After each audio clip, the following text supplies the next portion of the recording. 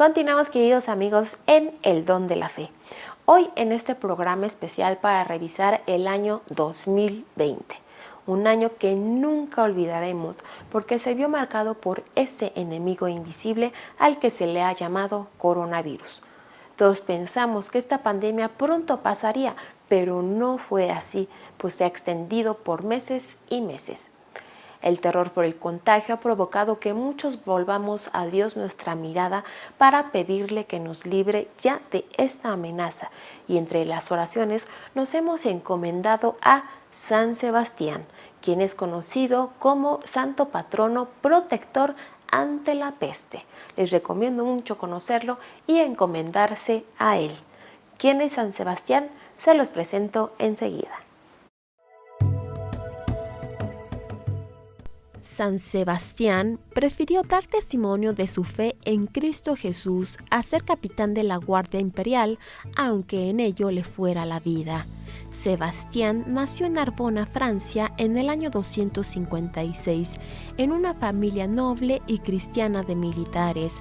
Se educó en Milán, Italia, para seguir la carrera militar de su padre y luego partió a Roma a fin de ayudar a los cristianos que eran perseguidos por el imperio.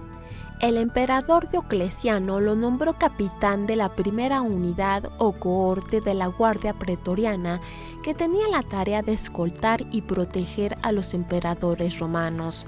Sebastián gozaba del respeto de toda la cohorte de aquel tiempo, cuando en Roma hubo dos emperadores, Maximiano y Diocleciano, que ignoraban que Sebastián era cristiano y que, aunque cumplía en todo con la disciplina militar, se negaba a participar en rituales a deidades romanas.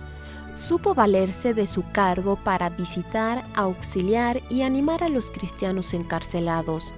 Se cuenta de una ocasión en la que un mártir que estaba a punto de renegar de su fe a causa de los ruegos de sus familiares fue animado por el capitán Sebastián a mantenerse firme en ofrecer su vida por Cristo.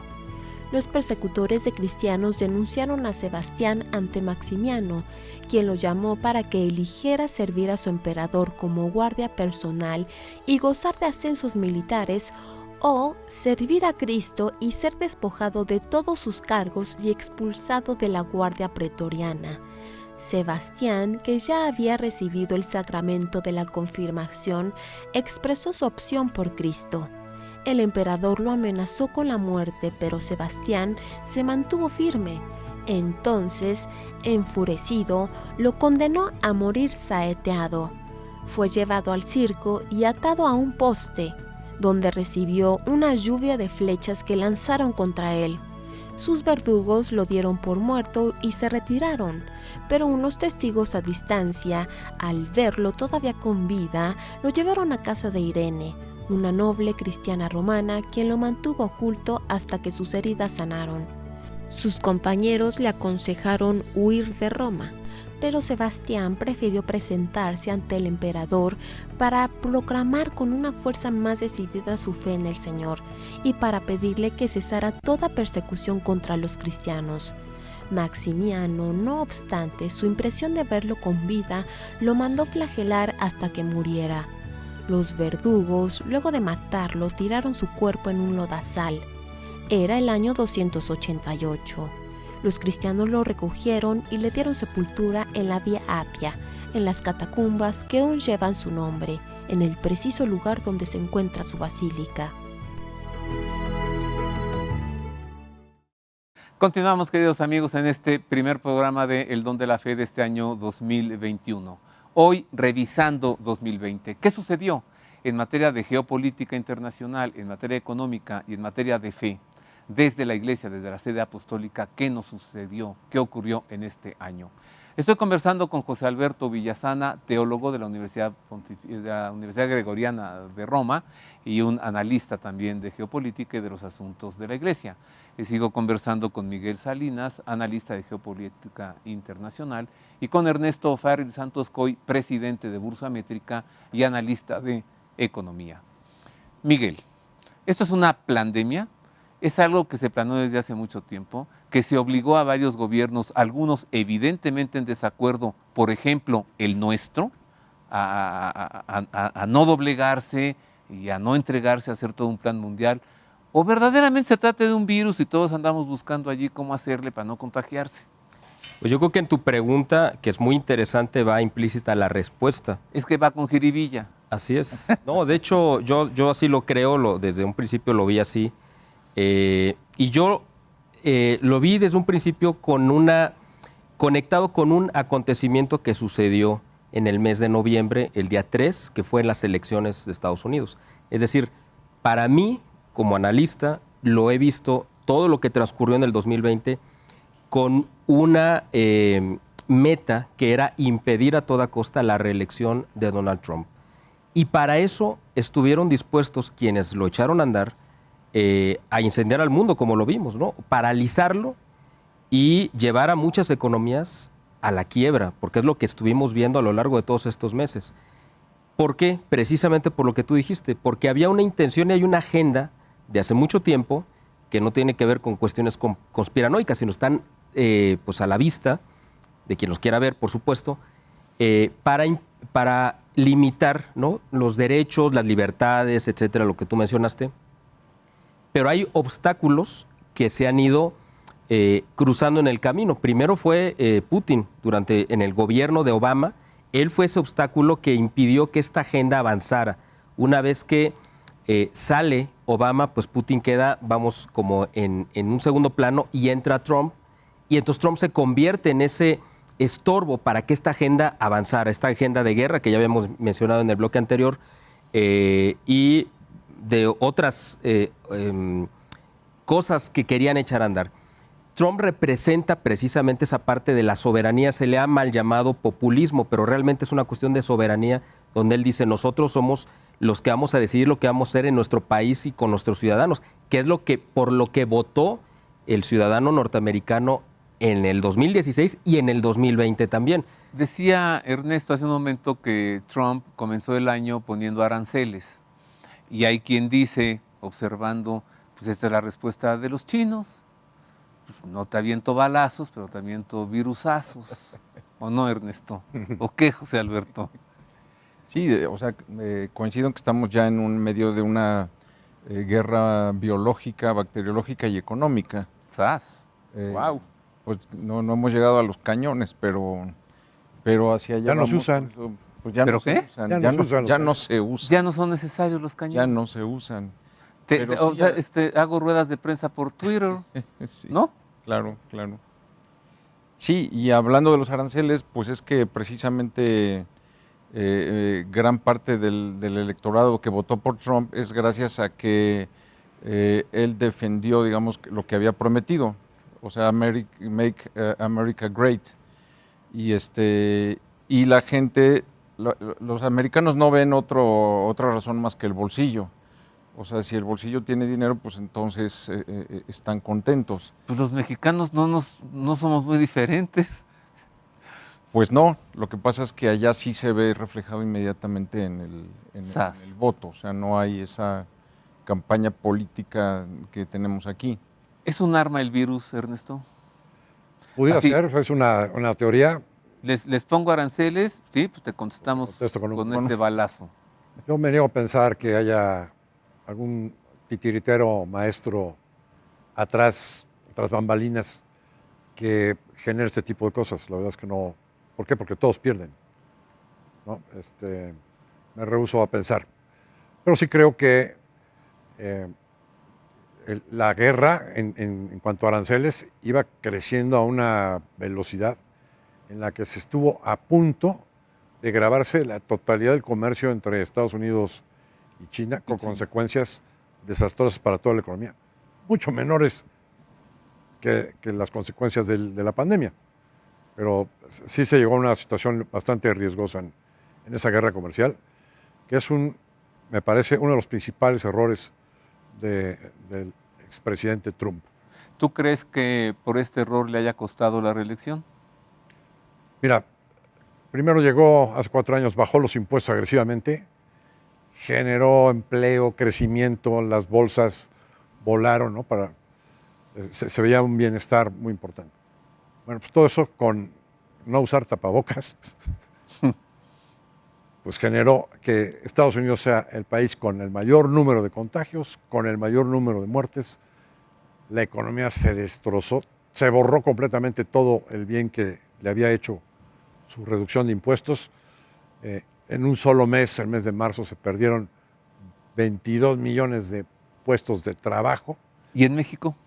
12 millones. La mitad. En abril. ¿Cuántos empleos se han recuperado en Estados Unidos para fin de este año que ya acabó? Sí, todavía hay como unos 9 millones, 8 millones de desempleados todavía. ¿Y en México? Y en México se han recuperado alrededor de 9 millones. ¿Cuántos faltan? Todo en la economía informal, 3. Prácticamente. 4. Todo en la economía informal, es el problema. Esto es El mexicano no se queda parado. Esto es la los brazos revisión cruzados. de 2020, revisando qué pasó. Le recuerdo, en 2 semanas vamos a ver qué es lo que pudiera suceder. José Alberto, ¿qué hubiera sucedido si el Papa y los obispos dicen, pues nos vale y nosotros seguimos con la misa? Hoy se le estaría culpando a la Iglesia de los contagios. Entonces, mira, finalmente, pues fue una medida de salud, ¿o no? Equivocada y muy desatinada. Y solamente hubo un episcopado que respondió como debía haber hecho la Iglesia en todos los episcopados del mundo. Polonia. Polonia, claro. Dijo, nosotros no cerramos nada. Cuando dijeron ya no va a haber misas porque la gente se contagia, porque el virus, ¿qué hicieron los obispos polacos? Pues entonces vamos a poner más misas el domingo.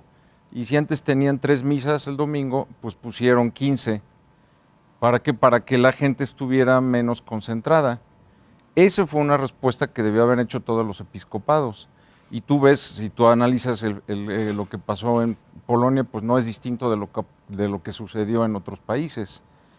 Entonces, si esa es la razón, pues opera primeramente con fe, porque Dios no, o sea, cuando ha habido pruebas más difíciles aquí mismo en México, con las epidemias que ha habido, ¿qué ha hecho los obispos? El obispo de Puebla, cuando hubo una pandemia terrible, ¿qué es lo que hizo el obispo? ¿Encerrar a la gente? No. Convocar una gran peregrinación con el Santísimo, con la imagen de la Santísima Virgen de Guadalupe, y la pandemia se detuvo y empezó a retroceder. O sea, esa es falta de fe la que tienen hoy día los obispos. Ándale, ¿puedes repetir eso? Por favor. Bueno, el caso es histórico. ¿Esto es falta de fe? Es una falta de fe de los obispos. De los obispos. Claro, y que se han replegado a la autoridad civil. Esto es una revisión de este año. Me parece que esta es una de las consecuencias que podemos ver de este año. Ha evidenciado quién es obispo y quién no lo quiere ser. O sea, ¿para qué te hiciste sacerdote? Pues para dar la vida por los demás. O sea, entonces el mensaje central de la Iglesia, que es dar la vida, pues ahora no importa que requieran confesión, no hay confesión, requieran unción de enfermos, no hay unción de enfermos, requieran matrimonio a los moribundos, no hay, porque los sacerdotes en vez de fe se han dejado influir por el miedo y el temor y la falta de fe. Este año ha provocado, ¿quién de ustedes quiere decir, una disminución en la fe? Yo puedo rebatirle a mi amigo Alberto. Muy fuerte, muy fuerte. Dale, zúmbale, Ernesto, porque yo Todo en la quisiera que lo que dijo no sea verdad. Yo quisiera. Todo en la vida tiene su lado bueno y su lado malo, ¿no? Y así como puede tener razón en criticar a algunos obispos que no tuvieron el valor, ¿no?, para pronunciarse, digamos, más a favor de la fe. Yo creo que de todos modos, digamos, el hecho de que ahora, en este año que terminó, el año pasado, tuvimos, creo que como nunca, la transmisión de misas en todas las redes sociales, en los medios de comunicación. Muy bueno, sí. Y quizás eso, pues al final el cambió balance... cambió todo el estilo de vida. Cambió todo. Pero el balance a lo mejor no es tan malo, sí, ¿no? Sí. Tú dirías, Ernesto, que en este pueblo de Dios, tú, Miguel, también tú, José Alberto, ¿la fe creció? O sea, como que este año necesitamos más de Dios, ¿rezamos más cuando estamos en malas situaciones económicas o cuando tienes el peligro de muerte. Suele aumentar la fe.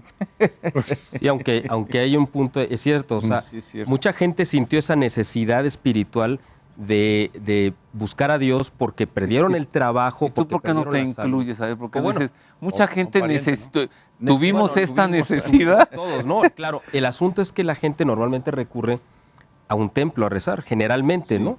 O sea, bueno, hay gente que reza en su casa, pero lo normal es que vaya a un templo y ahí es donde pueda desahogarse.